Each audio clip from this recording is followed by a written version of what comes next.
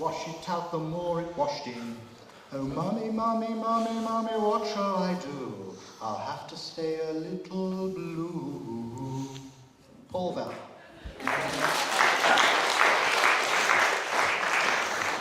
Thank you. I was beginning to get very worried about how Richard was going to introduce me, and I think we've probably sunk to new depths.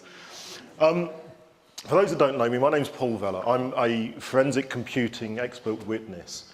And in my job, obviously, I get to deal with a lot of evidence, and those who saw the presentation I did last year will have seen what I consider to be part one of this presentation. We dealt with a lot of evidence regarding Bigfoot, Sasquatch, Yeti, call it what you will. This year is kind of part two. The one thing we didn't deal with last year is the Patterson Gimlin film, and the reason I left it for this year is A, because Jonathan wouldn't let me have two sessions last year, and B, because this year is the 40th anniversary of this film. And it's amazing sometimes when you consider that in those 40 years there hasn't been another film of this quality taken. And I think that perhaps fuels ammunition for the skeptics and the debunkers saying, well, it must have been a hoax, because it's not been, because if it was real, we'd have had more films. And as I said to you last year, one of the things that we have to remember about video, about film, and there's a difference between the two. This was produced on film, and it's a very high quality 16mm film. And in many ways, Patterson got lucky with this film. He was in the right place at the right time, but he put himself into the right place, and he made sure that he had his camera ready. Over the last few years, and to try and put this into some sort of perspective, there has been one video taken of a drive-by shooting in South Central Los Angeles. That was in a year where there were 549 drive-by shootings. Just one has been videoed. So perhaps Patterson was luckier than he thinks. Perhaps we've just been unlucky for the last 40 years. We'll find out. Can I just have a show of hands? How many people haven't seen the Patterson Gimlin film? I'm surprised. It's one of those films that I thought everybody had seen. It's certainly one of the most notorious films, perhaps short of the Zapruder film. We'll go through it. A little bit of time. I'm afraid that if I have any faults as a human being, it's trying to keep presentations within the time limit I've been given. So we're going to go through this at quite some breakneck speed. How much time we'll have for Q&A afterwards, I don't know, but I'm here for the rest of the day. Tackle me afterwards in the bar if you've got any questions. We're going to cover a few things, and as I said, we've got a lot to cover. We're going to cover the build-up, players, timeline, film side itself, some analysis of the film, and then we're going to talk about the debunkers that we've had over the years, the claims of hoaxing, and everything else. Now, the trouble with this, when I was putting this presentation together, was how do I organise this presentation? Because a lot of the stuff that we're going to cover in other areas relates back to the debunking efforts that have been made. So I'm going to ask you to remember a lot of things before we get to the end of this. One of the important things is that Bluff Creek wasn't a one-off. There have been plenty of footprints cast and sightings in the area over the years. And perhaps the most significant is back in 1958. This is where the term Bigfoot, as far as we're aware, this is the first time Bigfoot was coined as a phrase. Laos Camp is about a mile from Bluff Creek. It's just a flat piece of land. There's nothing, you won't even find a porter cabin there for a toilet. It's just a flat piece of land, but it's where they were doing a lot of construction for logging roads, and they were building a bridge to cross a small gully. And in 1958, they had a lot of disturbances, huge oil drums were being tossed about at night. These are drums that took machinery to move, were being thrown over the side of the gully. They'd pack up at night. The following morning, everything had been disturbed, and equipment that couldn't be moved by humans were just being thrown around. And a series of plaster casts were made. In fact, originally they were made in concrete. I don't have one of them. But it's a big cast, that one. If memory serves me right, it was about 18 inches in size. Got in the paper, and the term Bigfoot was coined. It wasn't the first time Bigfoot or Sasquatch had been discussed in the papers. If you've seen copies of the book or big newsprints outside, there are news stories that go back to the 1700s, referring to large apes, wild men, this sort of thing. In 1964, a forestry worker called Pat Graves found these tracks, and they're not dissimilar to that one there. But this is 64, this is 6 years later, in the same area, on a forestry road. The year before, a very good friend of mine, Al Hodgson, who's a very old man, he's now retired, lives in Willow Creek, cast this, 1963, again in the Bluff Creek area while he was hunting. We've got a catalogue of about 30 sightings that have been reported over those years. And if you talk to people in Willow Creek, they, some of them are sceptical, but almost all of the people you speak to will say, oh yes, but I don't believe it exists, but my grandfather did. We get this a lot. And then we need to introduce Roger Patterson and Bob Gimlin. A lot's been written about these two over the years. Bob Gimlin is still alive. He's now... Sorry, Paul, can you switch mics? Yeah, sure.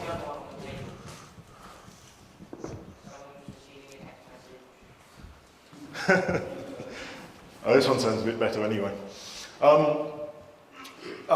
Roger Patterson died in 1972 of Hodgkin's disease. At the time the film was made, I'm told that he was in remission. But he certainly knew he was ill. What's interesting about Roger Patterson is that he's been described as somebody you wouldn't want to trust. Let's put it that way. He was a bit of a drifter, never really held down a job. He didn't like working for other people. And he was partly funded on his quest for Bigfoot, his investigations by his brother-in-law, a gentleman called Al Diatley. Bob Gimlin is he's a horseman. He works, these days, he's 76, 77 years old. He works in a garage in Yakima in Washington. He's a terrific guy to talk to. If you ever get some drink inside him, he'll talk about his motorcycling exploits with Barb Knievel.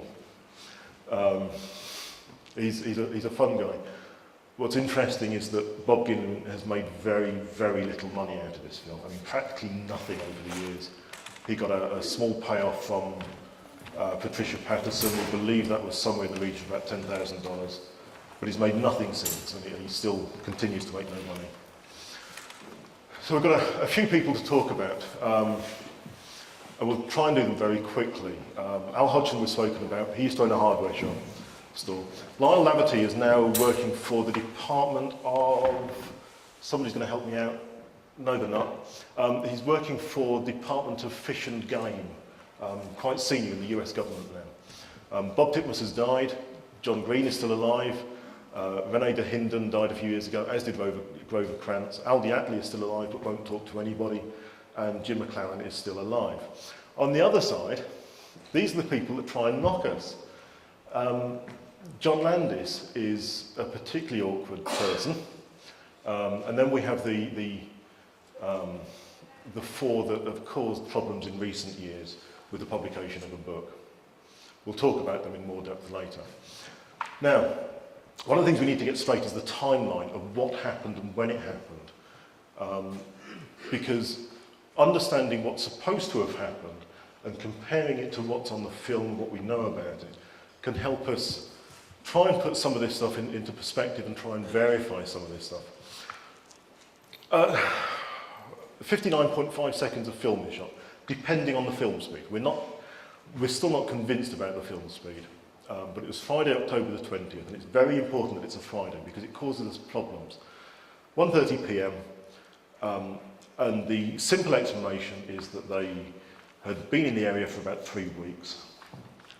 They had ostensibly been shooting a film for a documentary that Roger Patterson was making on the Bigfoot, and rode round a corner on a creek, and this creature is about 30 feet away. Depending on who you listen to, the horse reared or bucked. We believe it did what ponies sometimes do. And we call them horses, these are Welsh ponies. They weren't big. Is that it started moving backwards, and they sometimes, if they're frightened, they go down on their back legs. And at that point, Patterson Gimlin actually says that he stepped off his pony, which is probably more likely. In the process, he gets his camera out of his saddlebag. He always left the saddlebag open, just in case he needed the camera, and he started running after this creature, which is why the film is so jerky, and we'll come on to that in a little bit. Patterson by this time is on foot. His pony and the pack horse are loose. Gimlin is still on his horse, and he pursues the subject for about 300 yards. They could see a wet footprint on some rock where it had moved off into the forest, and there they lost it. It just sort of went up a mountainside, and they couldn't follow it. Certainly they couldn't follow it on horseback. Gimlin wanted to carry on. Patterson asked him not to, partly because that morning they had seen 3 sets of tracks. And Patterson quite rightly was a little concerned that he didn't want to be left on his own without a horse in the middle of nowhere if there were another 2 of these. Patterson changes the film, and they go back to the truck. We don't know where the truck was. We believe it might have been at Louse Camp, a mile away. And they get some casting material, and then they come back and they make some plaster casts and they shoot some more film. And this is one of the real problems that we have with this, is that the second reel of film no longer exists. It was last seen at the BBC in 1972 when they were putting together a documentary for David Attenborough, and they lost it. And the film shows the film shows the casts being tracked, and it actually followed the tracks all the way up to the mountainside. It's a real shame that we've lost that. At this point, it's quite late in the evening, and Patterson and Gimlin drive to Eureka, which is it's actually difficult to say, but it's about a 30-minute drive from Willow Creek. How long that drive would have been in a horse box, I don't know. And they mailed the film. Now this is quite late in the evening, and the theory is that Aldi Atley was a businessman. Aldi Atley reckons that he had pilots all over the place to move people around, to move his workmen around, and that he almost certainly would have had a plane in Eureka. He says he can't remember how the film got to him, but we suspect it was either some kind of overnight mail, or he put it onto one of his private planes and flew it up to Eureka, at which point Aldi Atley gets the film developed. And again, we're going to come on to that problem in a bit. The next thing they do is make a call to the Yakima Times, and the story is published the following day. The headline was, "Mrs. Bigfoot is filmed." They return to Willow Creek, they set up camp, and the following morning, it's raining. Gimlin tries to wake Patterson up, and Patterson, because he wanted to cover the tracks, and Patterson just sort of said, "Oh, it'll stop raining in a bit." It didn't. It kept raining. Gimlin gets up by himself and he rides to the film site, and he tries to cover the tracks with some cardboard boxes that they had, but they were just a soggy mush by this time. So he rips bark off the trees to protect the tracks. And we're very glad that he did, because those tracks told us a lot about what happened. Newspaper is his turn. By this time, Gimlin was absolutely exhausted. He was actually ill, he was getting very cold, and he just wanted to go home. So they drove home. One of the things that's missing from this, and I do apologise, is that the previous day, on the Friday, the second call that Patterson made was to some people in British Columbia who had tracking dogs. He desperately tried to get them to bring their tracking dogs down, and they refused. And he then made a call to Al Hodgson in Willow Creek, and Al Hodgson then phoned a few other people like John Green, Renee DeHinden. And before long, people started turning up. Back in Yakima, on the Sunday, they sit down and watch the film. By this time, Gimlin is terribly ill and he's in bed. And he didn't see the film for weeks afterwards because he had work to do. But Patterson, Green, DeHinden and Mclaren viewed the film in Al Diatley's home, and they watched it over and over and over again. And that caused the film itself to get damaged. It started getting scratched in the projector because it kept on being run. They probably just didn't realise what would happen to this film if they kept running it. But herein causes a problem. How do you get a 16mm film developed on a Saturday morning in 1967? We don't know. I'm told the process of developing a film actually costs a fair bit of money to set up, or at least it did in '67. And it's unlikely that somebody would set it up, would set up the process on a Saturday morning just to do one film. This is at a time when most shops in Washington closed on a Saturday afternoon. What we suspect is that Diatley was certainly a man of means, and he certainly had plenty of money. He sold his business a couple of years ago for $60 million. He's a very wealthy man now. He was a very wealthy man then. And I suspect that he probably threw money at it and got somebody out of bed to develop it. And then on the 23rd, Lyle Laverty comes across the film site. And it's important because it's a correlation. You've got somebody independent turning up within a couple of days and seeing the same tracks. He notes that they're covered with bark. And then more people start turning up. The film's shown to anthropologists in Vancouver who immediately said, that's a man in a suit. Bob Titmus turns up at the film site and he casts 10 consecutive, actually, I'll rephrase that, he casts 8 consecutive prints because the first 2 had already been cast by Patterson. And this is it. We've got some more children have turned up since I asked the question, and I suspect that some of those haven't seen the film, so we'll just run it now.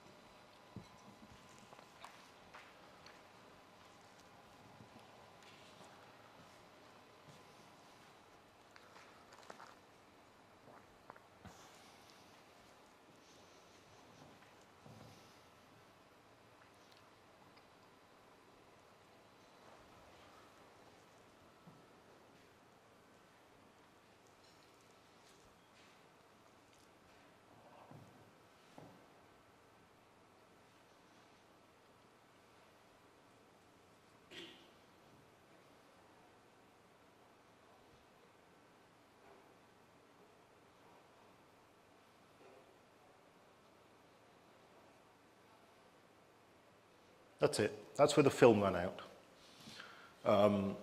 They did see it for a while after that, but there was, if everybody says right, there was 28 feet of film left, and that's what they got. What's interesting about the film, and certainly the fact that the film ran out, is that this wasn't the only thing on the film. Prior to that, they'd filmed themselves, they'd filmed trees, and everything else. Now, I don't know about you, but if I was filming a hoax, I think it would take me more than one take to do it. Now, this isn't video. You can't rewind and record again. This is film.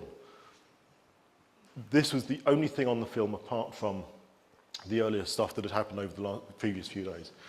And here's just a few of the stills from the frame. You can see just there, you can see some toes. You can't see them very well in that, but it was a very sandy area at the time. It's not now, it's mostly gravel now, but at the time there was a lot of sand. And these are some of the best frames from the film.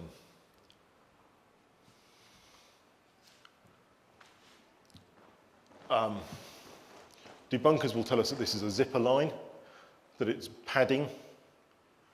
These are slippers. They've never explained why somebody would put breasts on it.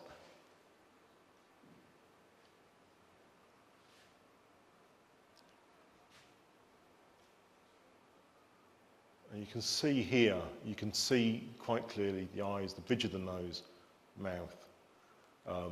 Gimlin says they could see the teeth at the time. They were that close. Obviously he's a horseman. Gimlin described this as having the musculature of a quarter horse. He said it was very obvious, the muscles. I used to be a rugby player.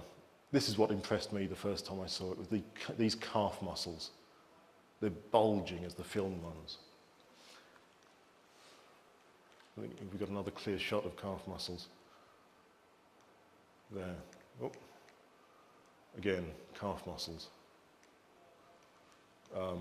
That's a gorilla suit.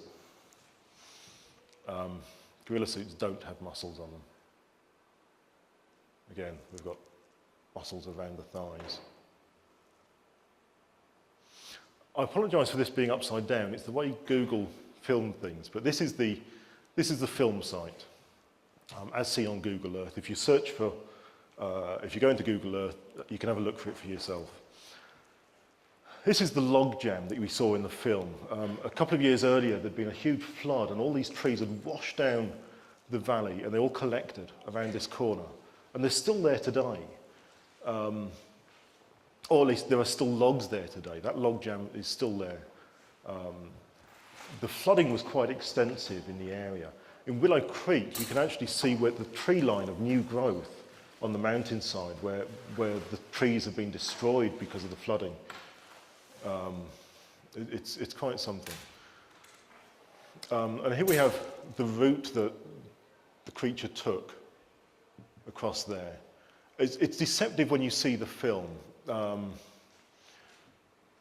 because some of the trees are behind the creature, some of them are in front. And what we'll show in a little bit is a model of the film site, which helps us try and put it into some kind of perspective. This is what the film site looks like today. You see, this is all gravel now. The sand's been washed away over the years. There's still a lot of sand further up here, but on the creek bed, this is gravel. When we were there in 2003, the creek wasn't raging, but that log jam was still there. There's still plenty of wildlife in the area. This, we believe, this is my friend Bob relieving himself, and I didn't realise until I'd taken the photo that he was in there. But this here is the clump of trees, those broken down trees that we see it walking through. This is what it looks like today. I spoke to somebody this morning and they said, have you ever seen footprints? I say, no. I have seen vague foot-shaped depressions in the ground. This is one of them at the film site. I suspect it's a bear print. It's certainly not very big. That's only one of the little half-litre bottles of water. But there are people still finding footprints in the area. Not as many as they used to, but they're still there. I don't think that's a Bigfoot footprint, but it's a good example of where vague shapes can be mistaken for footprints. This is an important shot because we'll come back to it later. Remember this photo when I talk about the road to Bluff Creek, but it's an incredibly dusty road. It was a heck of a drive from Willow Creek to Bluff Creek. It took us about 3.5 hours. It's about somewhere between 25, 30 miles.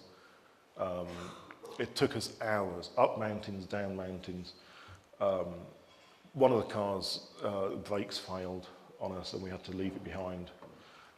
And the dust was extraordinary. My friend Jerry, whose truck this was, he'll be very pleased that I refer to this as the duck truck. He's a big Oregon Duck supporter. He tells me that when he cleaned the air filter out 6 months later, he said it was like a Dyson. You could see a line of all the Willow Creek dust in the air filter. This is a model of the film site on the right-hand side here. It's not coming out too clearly on this, but the idea of this is to show you roughly where the creature was in relation to the trees. That big log that we saw on the film. It's walking behind the log along this line here. And it's very useful because all these things were measured at the time. So we get a good indication as to how far it was. That's where the camera was at the time. That's where the creature was. And we can see the back. And obviously these distances could be measured. And obviously we've also got the measurement between there and the footprints. This is one of the things about this film that that's very important to remember, and not enough people do appreciate it, that this isn't a film of a Bigfoot. This is a film of something leaving tracks. Because without those tracks, we've got no correlation as to what it is, how big it was, how fast it was. Again, I'm afraid this doesn't come out too well, but this is kind of showing the path of what happened on that day. Here's Roger Patterson to start with. That's where his horse was, that's where the creature was, that's the creek running up through there. The creature takes off. It wasn't running, it was just walking. We've seen that on the film. That's how far it got before the filming started.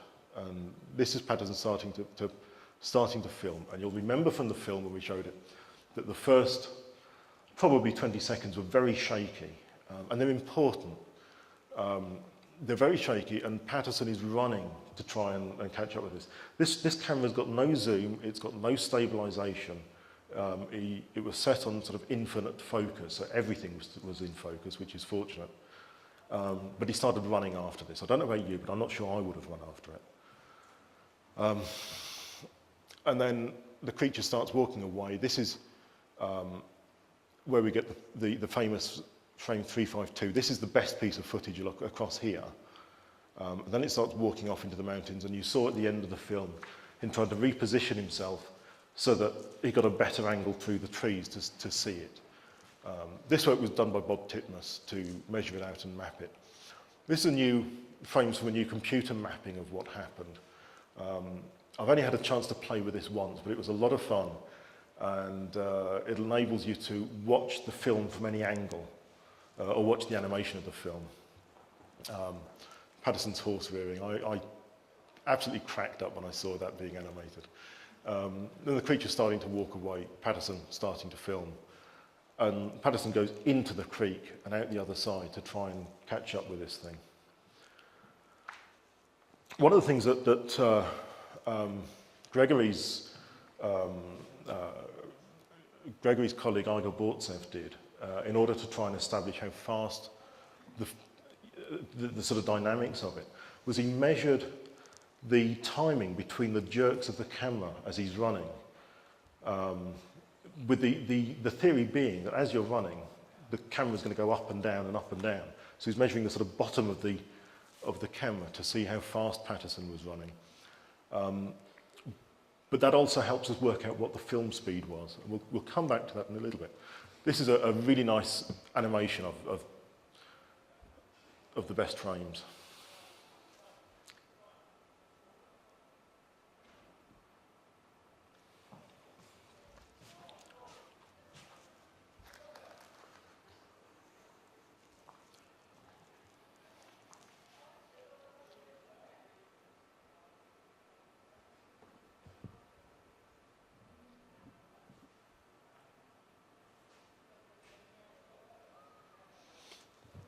Come back to the footprint. Again, it's not very clear on this. It's not very clear on the original photo that I scanned for this.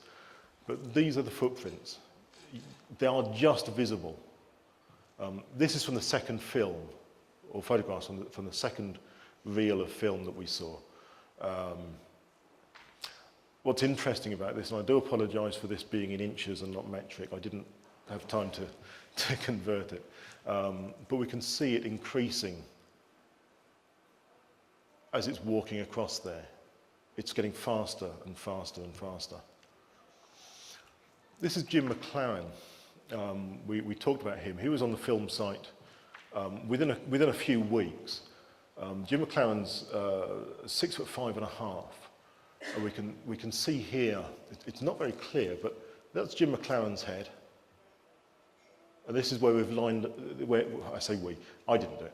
It's where the film of him has been overlapped on top of the Patterson film, and it gives us a very good indication of how big this thing was. Remember, he's 6'5.5", a couple of inches taller than me. And that, whatever that is on the right, if it's a man in a suit or a Bigfoot, it's big. These are John Green's calculations as to how big this thing was. We know how big the feet are. That's the one thing we do know about it.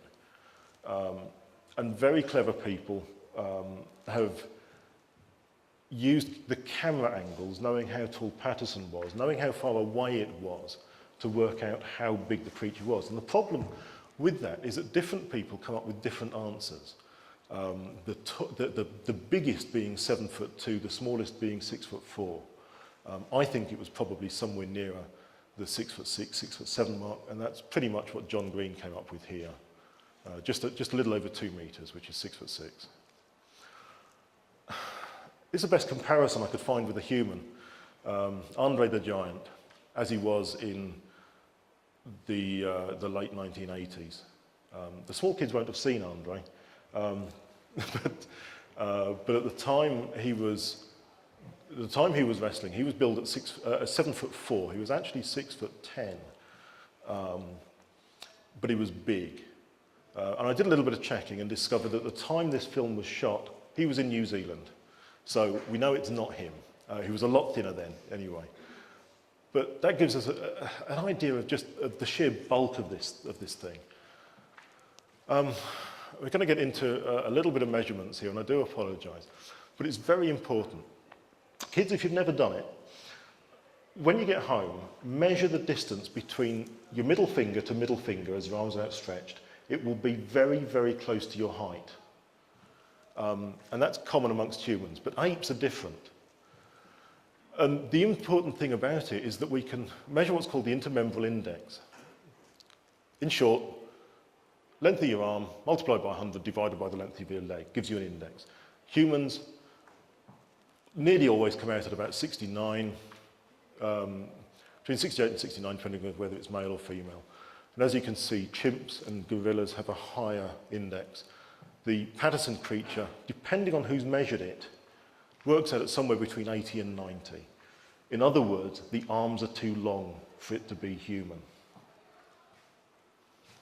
And what's important about it, of course, is that it doesn't matter how long the arms are. It's the ratio between the arms and the legs that's important. Humans don't fit that ratio. It's an interesting animation. And I say interesting because it's, there are two problems with it. The first is, and it's a very important one, if the hand is flexing, then it's a hand in there, in the glove. Let's assume that it's a suit. It's a hand in a glove. The problem is, how do you get that hand there? If the arms are too long for a human, then how is the hand clenching? Having said that, it is possible with certain camera angles, if you have a dummy, a sort of tailor's dummy, if it turns at an angle and it's photographed, it can look like the hand is clenching. So we can't rule it out as a fake hand altogether. But I haven't seen it, but I'm told the hand flexes in other sequences on the film too. So maybe that's a hand flexing. It's just a little bit of the muscle definition of the walk. This little thing here, this bothered me for a long time until I realised it was the left hand, this little black bulge that comes out. Again, look at the suit over there. That's probably equivalent to what was available in gorilla suit technology in 1967. I don't think one of those would produce this sort of detail. And here's an interesting one, and I'm still undecided about this, but it is definitely not a camera artifact because it appears in other frames. Just have a look down here. That little bulge. We'll see it again. As it steps forward, it bulges out. Now, I'm told that there is a sports injury that can cause a hernia like that, but I haven't seen it. Most hernias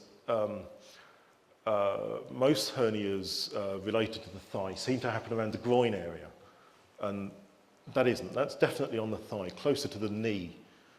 I'm told there is an injury, but I haven't found it. I'm still looking to see what it is, but I'm told that on humans it can happen. We've already done this. A little bit about the camera. That is the type of camera used, a Kodak K100, and it has 5 film speed settings. And again, this is important. Patterson says that he always used 24 frames per second setting, but he said that when he stopped filming, he discovered that it was at 18 frames per second, which is impossible because there isn't a setting on this camera. At 24 frames per second, it's too fast. Different people have looked at it and come up with different conclusions. And it is very confusing for people. At 16 frames per second, it comes out at 3.2 miles per hour, which is possible to do for a human. If it were at 24 frames per second, it's 4.9 miles per hour, which is too fast for a human to be walking. Other people have worked this out differently and decided that at 16 frames per second, it's walking too fast to be a human, and at 24 frames per second, it's a human. I think it was set at 16 frames per second, but the film speed could have been slightly faster. We go back to this slide. It had a 10% tolerance. It could have been a little bit faster. These are some stills from the second reel. It's all that we've got left of it. These are stills from the, I apologise, these are stills from the first reel. This is one from the second one. We'll come on to this one in a minute now. This is Patterson Casting. And I'm going to ignore that one and go on to this one. This gives us an idea. Remember I said the timeline was important, that we can correlate this. We know what direction these tracks were in. So from the shadows, a friend of mine put together a sundial on the photograph. I worked out that it was round about 5:30, which fits in with the story of them going back to the film site and casting tracks. And we'll get on to the debunkers. I've got 12 minutes left. We're not doing too badly on time. The first one we have to talk about is John Landis. I tried to tackle him a couple of years ago. The kids probably don't know who John Landis is. John Landis is a film director responsible for a film called American Werewolf in London. Back in 1973, he produced a film called Schlock, which is an ape suit. And he has been telling everybody for years that it was a makeup artist called John Chambers that produced the suit for the Patterson film. Now, the first thing we would say is that Chambers, a year before he died, when he was in a nursing home in Los Angeles, categorically denied it. He said, it wasn't me. He said, his exact words were, I was good, but I wasn't that good. And where it ties in, and this is where the rumour gets started, is that Chambers had been responsible for makeup on Planet of the Apes, which had finished filming about a month before the Patterson film was taken. And so there's an obvious connection. You've got a guy making ape suits. Hey, you've got a Bigfoot walking across a month later. The thing is, if you ever watch Planet of the Apes, there are no ape suits. They're all in dress, and you've got masks and hands, but there's no ape suits. But think again back to Planet of the Apes. That was the best suit technology that Hollywood could come up with, as opposed to some out-of-work guy trying to fulfill a fantasy of filming a documentary. So a few years ago, John Landis was doing some interviews in England, trying to promote the 25th anniversary launch of American Werewolf in London. So I took the opportunity to call in with questions about it. As soon as they found out what my question was, I got a message back saying that John Landis would not answer that question. I've done my best. That's the best I can do. The interesting connection here, of course, is that Rick Baker did the makeup for this. He was the makeup artist responsible for Harry and the Hendersons, or Bigfoot and the Hendersons, as it was here. Rick Baker used to say that he was convinced it was a man in a suit. He's now not so convinced, but he's not ruling it out completely. Let me move on to the BBC. A few years ago, Chris Packham recreated the Patterson Gimlin film. This is the best the BBC could do. Look at the arms. Just look at the difference in length of the arms. I think he's a complete... he claims to be the CEO of Total Research, which was interesting. When I phoned Total Research, he claims to be the CEO of Critical Thinkers, an organisation with over 200 branches around the world. I haven't found a single branch other than his house in Prague. And I believe that the other member of Critical Thinkers is his wife, or his girlfriend, rather. He claims to be Captain Korf of the Special Secret Service. So secret, he doesn't know where it is. And claims recently to have a 500-book publication deal. Now, there's a few authors in the room. What's the biggest deal you've ever had? Anybody? Most I've ever known of was something like a 6-book deal for this thing. And then he produced, he worked on a documentary called World's Greatest Hoaxes, Secrets Finally Revealed, that claimed that insurance agent Jerry Romney, who was a big guy, was the man in the suit. Jerry Romney said it absolutely wasn't him. But there is a correlation. Jerry Romney worked for the film company that at one point did promote the film many years later. And this is where it gets really interesting, is that the owner of A&E Enterprises is a Mormon, and Cal Korff is convinced that this is a Mormon conspiracy to help fit in with their version of the Bible. He claimed on this documentary to have 20 years of Bigfoot research. Not one Bigfoot researcher I know had heard of him being involved in Bigfoot research. Over 20 years, somebody would have come across him. And this is my favourite bit. When they got permission to use the film, the contract with Patricia Patterson, who owns the rights to the film now, said that the film was called World's Greatest. And she signed over that they could use it. When the documentary comes out, World's Greatest Hoaxes. That's an honest man. I like him.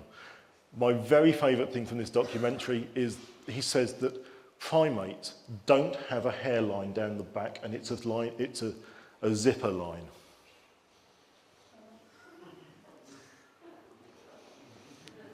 He's obviously never looked at a gorilla, ever.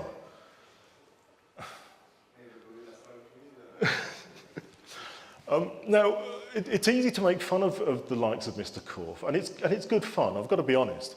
But the thing is, this is the stuff they're promoting as being the real story, that it's a zipper. I don't know about you, but I wouldn't like to get him out of his suit. How many of you were at the Unconvention in 2003? Did you all see Mr. Korff when he was talking about the Bigfoot film? I did. It was interesting. Here's some things. He says that he deposed witnesses along with Greg Long in his book. We'll get on to Greg Long in a minute. Greg Long wrote a book, this book here, The Making of Bigfoot. Cal Korff wrote the foreword to it, but he actually wasn't very involved in the book itself. But he says that he deposed witnesses. Mr. Korff doesn't know what a deposition is, because not one person in that book was deposed. He says there was a contract between a woman called Vilma Radford and Patterson to produce a film.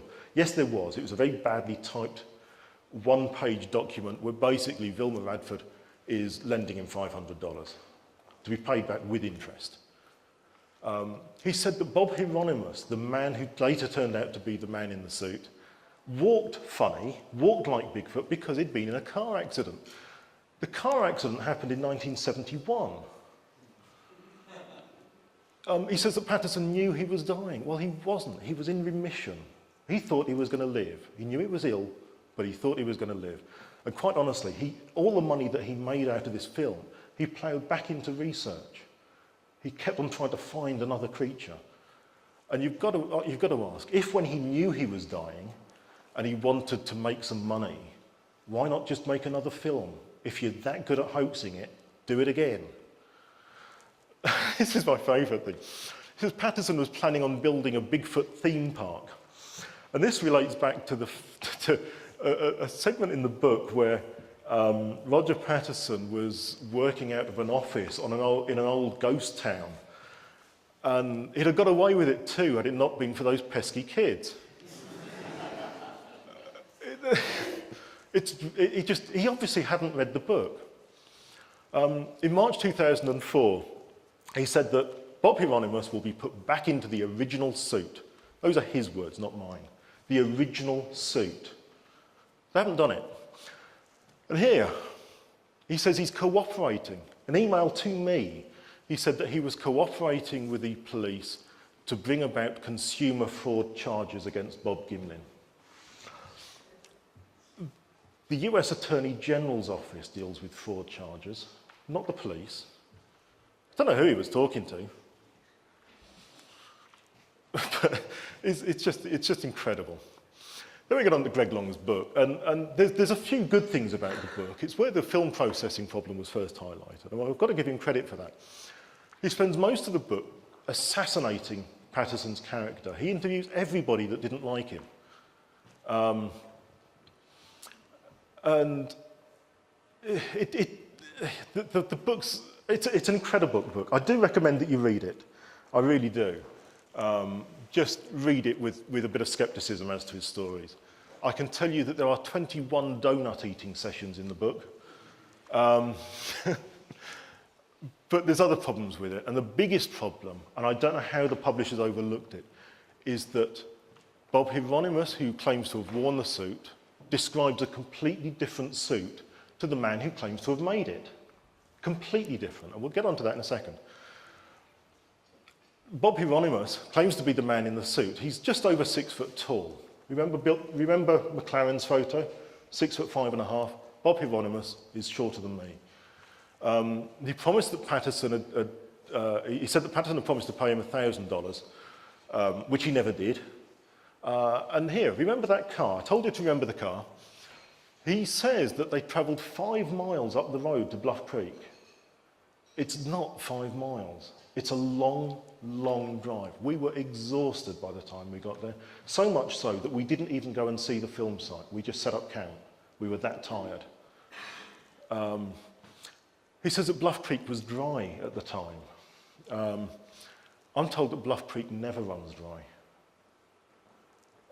He says that Patterson didn't run, but he sat and shook the camera to stage this effect. Well, we can see Patterson running on the film. Go back to the film, compare the stories.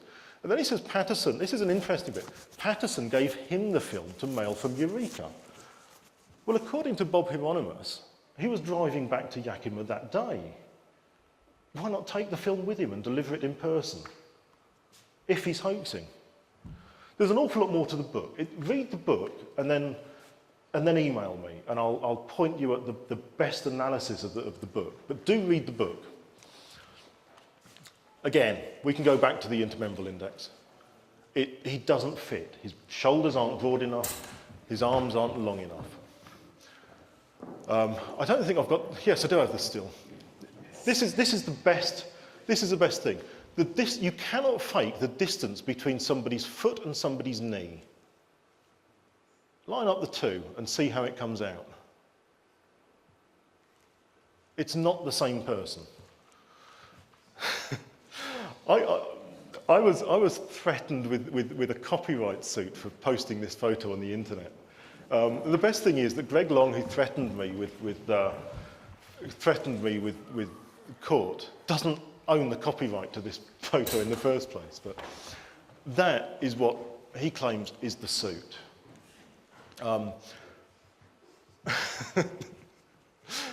Look at this description. I was going to cut this out, but look at this. Photograph of the exact same type of gorilla suit Roger Patterson bought from Philip Morris. The exact same gorilla suit. Here's a few differences between the two suits. Bob Hieronymus, Philip Morris. He said that he had to wriggle into this T-shirt type thing. They pulled it down over his head. And then he pulled on hip wader type bottom. Philip Morris makes a suit in 6 pieces. The torso with the arms and legs that you step into and it's zipped up the back. And then you put on hands, feet and the head. Here's the best thing. I can't get over this. Patterson skinned a dead red horse. Those are Hieronymus's words, not mine.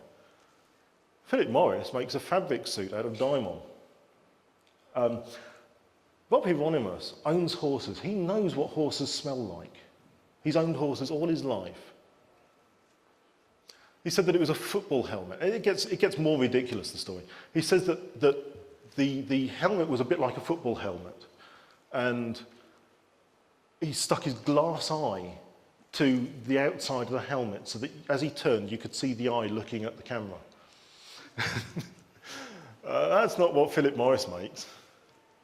Says it was tight-fitting, no torso padding. Really? As he looked at the difference between him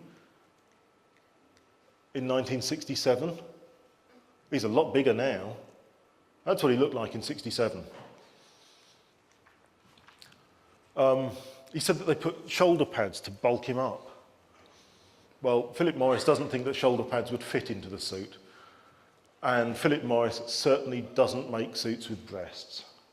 And this is something a lot of people come up with and we talk about a lot. In 1967, if you're hoaxing a film of a Bigfoot and you want to get it on TV and get children to go and pester their parents to go and see this at the cinema, why would you put breasts on a suit? This is a puritanical America, 1967. I don't think my parents would have let me go and see a film with breasts. It's just a complication. Why complicate it? If you can buy a suit that looks that good, why attach breasts to it? And how does he get it to look so good? And this, finally, this is from the Fortean Times, because they've never released the video of this reconstruction. This is Bob Hieronymus in a suit. Now, superficially, it doesn't look bad. But why can't we see clear versions of it? Where are the clear versions of this? Why won't they show it to anybody? And I suspect it's because it looks as awful as I think it does. I don't know about you. I'm not 100% convinced that this is a Bigfoot. I'm as convinced as I can be. What I am convinced about is that it is not Bob Hieronymus in that suit. If it is a man in a suit, it is the best hoax that we have ever seen. Unfortunately, we normally see poor quality third generation video of this on TV. The video we showed earlier is about the clearest version of it that we have.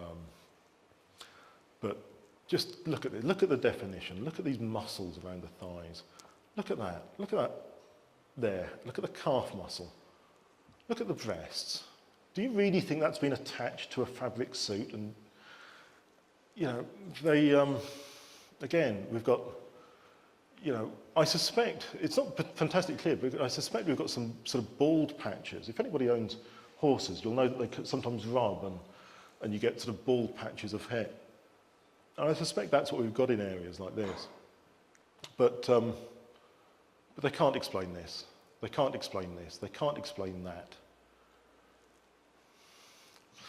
But when we get the likes of the Fortean Times putting that on its front cover, it doesn't help convince anybody that it's real. I was quite upset about this issue. because clearly 4TM Times didn't put much effort into reading the story with any kind of scepticism. If anybody's got any questions, I'm here for the rest of the day.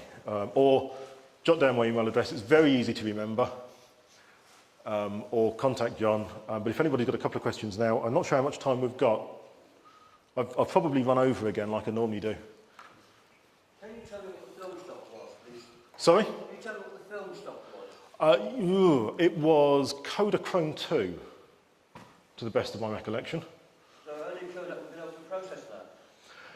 Well, yeah, it's an interesting thing. That's what we always thought.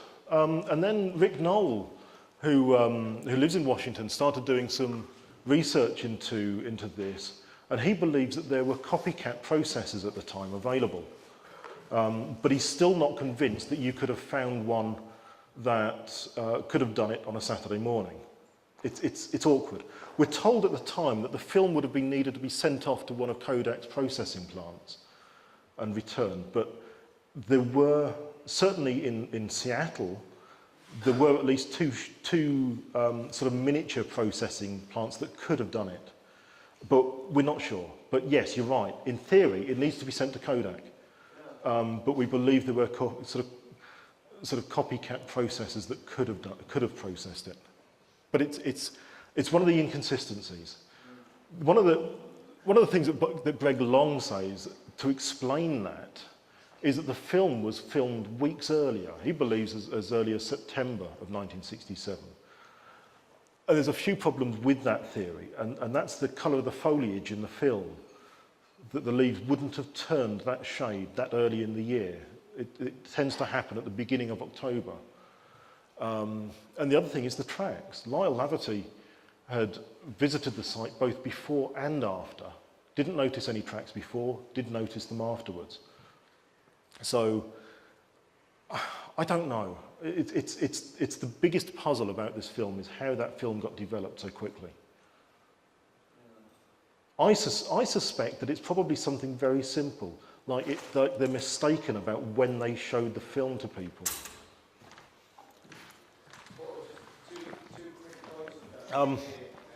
Yes, let's work from the back down.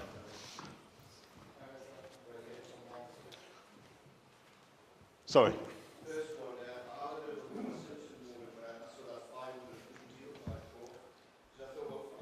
I'm sorry, can we have a microphone, man? Can I have this microphone, please? Where are you? Can I have my microphone runner about us, please? It's all right. Yes, sorry, okay. Colin, go back up to the top and give the microphone runner about us. I had a sort of a Homer Simpson moment when you mentioned Cove's 500 book deal. I thought, well, a print run of 500 is not brilliant, but it's not unheard of. Then I thought, no, you took out 500 consecutive books. Yes. So, yes. That nearly split me size long, but never mind anyway. Best I have about is two. But the question I was going to ask you was, one of the characters that was sort of conspicuous by their absence there was a guy that I interviewed a few years ago for a newspaper article, and that was Cliff Crook in Washington. Yes. He was always been extremely critical of the Patterson Gimlin film, and he sent me quite a bit of information through the post and by email. That I must admit, I'd always believed in it, and a lot of the stuff he sent me sort of had me half wondering whether it was a hoax or not, and about 99% of it you've actually cleared up in your presentation, so thank you for that. But I wondered if you'd ever come across Cliff Crook and talked to him or had any contact with him, and if you had, why you didn't mention him on it? I've never spoken to him personally. One of the reasons why I didn't include him is because Chris Murphy, who was associated with Cliff Crook sometime, believed that whatever it was that they saw in the film, the story is that Crook claims to have seen, if everything's right, Crook claims to have seen some kind of attachment to the suit. He described it as a bell. He believed that was actually the tag on the zip. Yes, yeah. a sort of bell-type tag on the zip. Murphy says that what he thinks Crooks saw is there, but he doesn't think it's a film artifact, but he's absolutely certain that it isn't a zit. I suspect, we don't have a still of it, but I suspect that it's probably just a clump of mud. If any of you have dogs that you take them for a walk in the woods, they get mud dried onto their coat. I suspect it's something as simple as that. Thank you. Next question. Lively, lots of you. Down the front corner.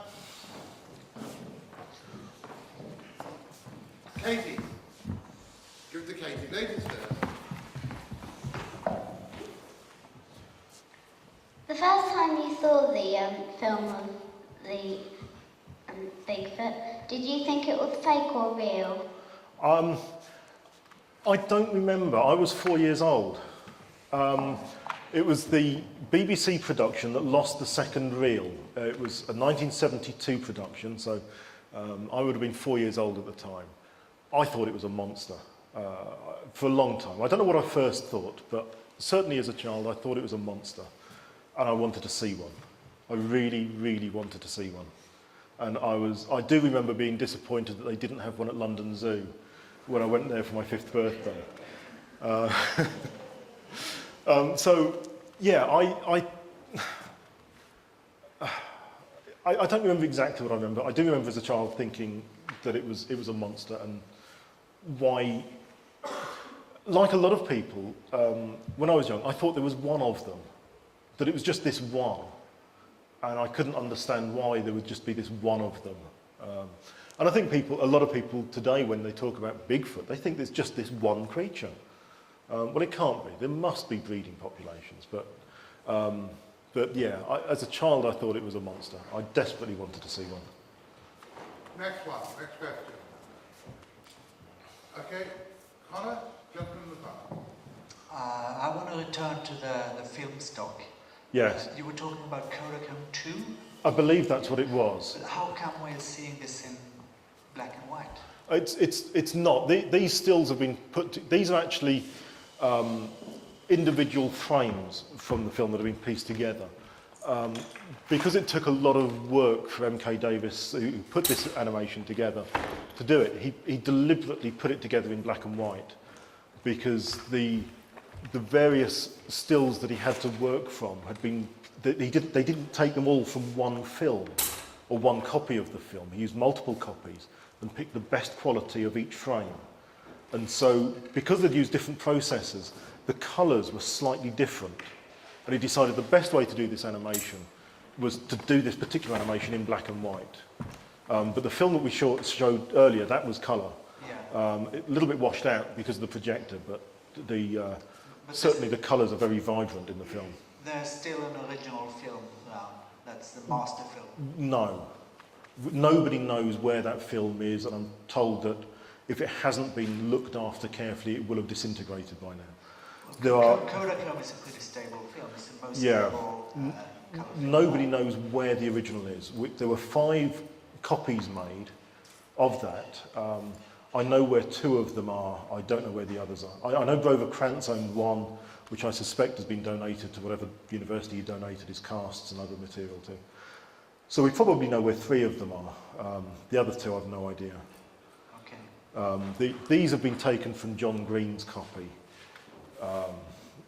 These were photographed using a digital camera and a microscope setup, and were taken one frame at a time. And it's the best quality we've got. I've seen one of the things I hoped to do this year, and I didn't get around to doing it, was when I went to Willow Creek in 2003 for the conference, we had one of the frames blown up to about 7 foot tall, hanging on the wall. It was very impressive to see it blown up with that much detail in it. Detail we can't see on a projector here, but you could see, you could see the eyes, you could see the muscles really clearly in this blow up. It was very impressive. I'll try and get it done for next year, but yes, unfortunately we don't know where the original is, if it still exists. Okay, thanks. Matthew. I'm afraid, guys, this is going to have to be the last one. Paul, is this the piece of footage where you said the cameraman was actually running at the time? Yes. Do you remember when we showed the full frame? This is just a segment of it.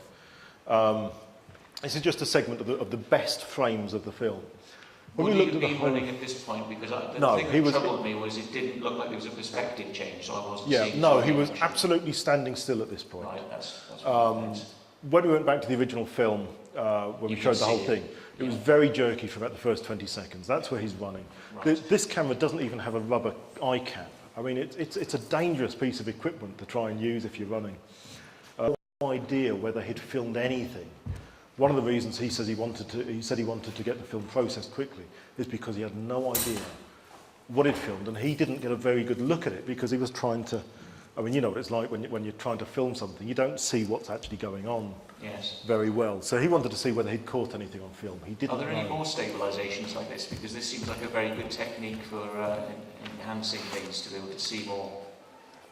That's the only stabilisation like that I've seen to get it to run across or walk across the screen. It's a very good stabilisation. There are the stabilisations of the film available. The best stabilisations we've seen are on a DVD called Sasquatch Legend Meets Science, which you can get through Amazon. That's the earlier copy that we saw. That's where that piece of footage comes from the DVD. Thanks.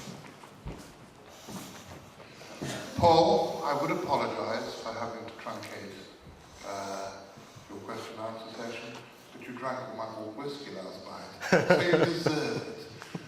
As this man completely emptied my liquor cabinets about 4 o'clock this morning, you all have my permission to go and pester him with questions for the rest of the afternoon. Ladies and gentlemen, my old friend, Paul Vella. Thank you.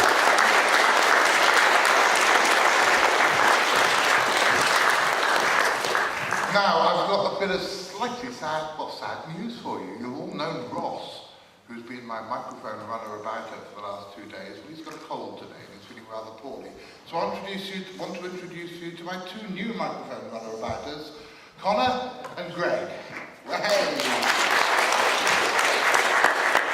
Okay, guys, you're probably sick of hearing me say that the schedule has gone out the window. It's the last day round, the schedule has gone out the window.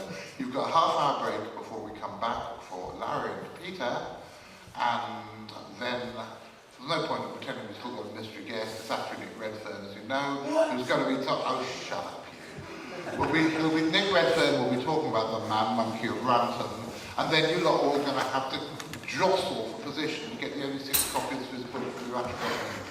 So see you in about half an hour. Music, David.